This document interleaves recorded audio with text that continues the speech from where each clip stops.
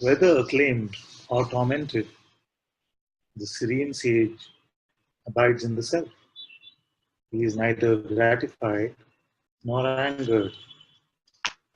A great soul. And notice again that although the words might sound like it, but it does not imply that gratitude or anger cannot come. It only implies that even these are seen as aspects of your phenomenal manifestation. There is no resistance to this. But we are not saying that I am angry or I am lustful.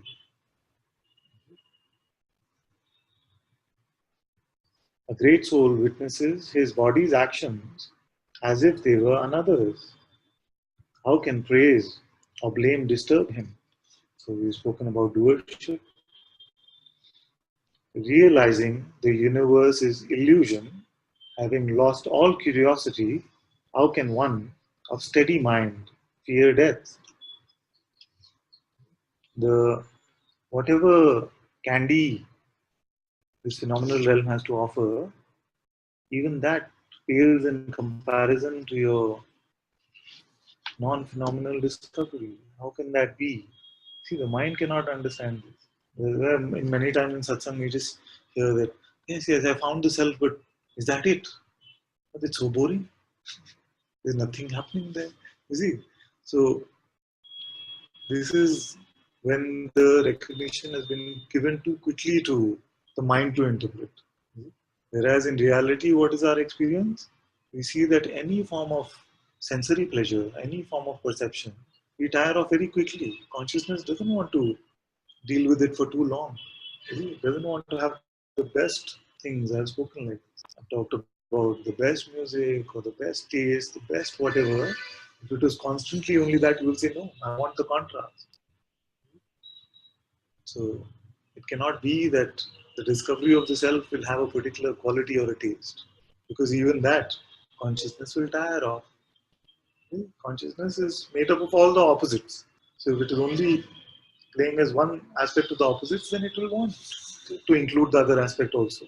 So that is the play of consciousness. In this realm of duality, it plays as every aspect. It doesn't want just one side of the spectrum. It is only the mind which is saying, no, no, only this should be there. Only this should be there. This should be there. So then, what is happening now? As you are coming to the discovery of the self, then you might struggle to use words like it is so pure, it is so innocent. Actually, none of these also apply. It is empty even of these attributes, beyond purity, beyond innocence. You're coming to the discovery of this quality-less self. And yet it is not empty like a empty glass. It's not empty in the way of an empty room. Like it's so boring, there's nothing here. You see, not that. It is full of the non-phenomenal. Can we say like that? It is full of the non-phenomenal. That fullness from which all other things arise, all phenomena arises. Even consciousness arises from that. See? So don't fall into that notion that the emptiness that we speak of is that kind of emptiness which is just so devoid. It is the void, but it is not devoid of anything. It is not phenomenal, yet it is a complete taste of fullness. If the sages made this discovery that I found the self and it is just like walking into an empty room, why would they want everyone to join them in this empty room? So it's not that kind of emptiness. It is not a empty coconut. It is that which is the source of all things, including intelligence. Supreme intelligence also arises from that.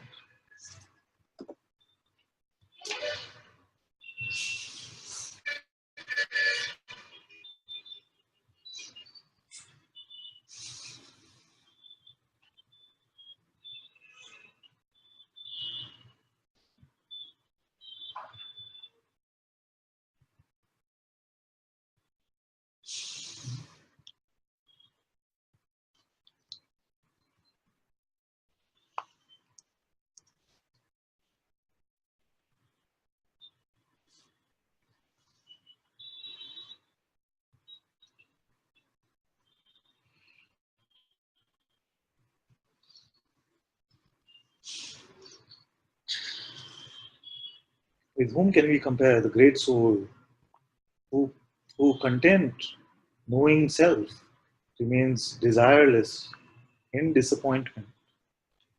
Why should a person of steady mind who sees the nothingness of objects prefer one thing to another? He who is unattached, untouched by opposites, free of desire, experiences neither pleasure nor pain as events pass through. Okay. This also has some capacity for misunderstanding. You see? Pleasure and pain will be experienced, but he will not say, I am the experiencer as an individual entity. There is no sufferer, there is no enjoyer, you see? As if it is something limited. It is all happening in the space of your existence. This much all of you will be able to testify, whether it's your first satsang or you've been here for years, that without your existence, there can be no experience. So this, your existence is a substratum for all experience.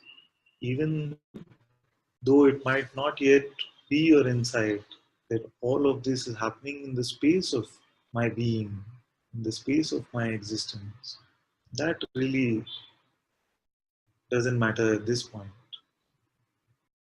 Know that you are that in the presence of which all experiencing can happen. That much is enough for now. But in the presence of which experiencing is happening is not affected by whether the experience is that of pleasure or that of pain. The body might still be going, ouch, ouch. See, don't expect that this is going to make you into the man of steel, Superman or something. You see?